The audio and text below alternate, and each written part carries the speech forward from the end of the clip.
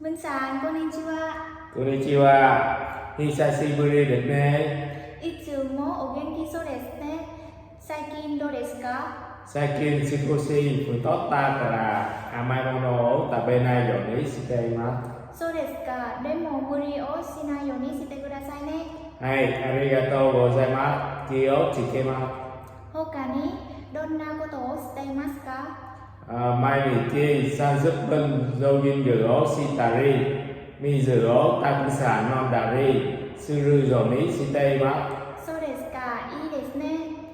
す。thứさん、最近はどうですか？ CFT の試験を申し込んだので、新しい文法を勉強したり、漢字を勉強したりしなければなりません。それは大変ですね。いつ試験を受けますか？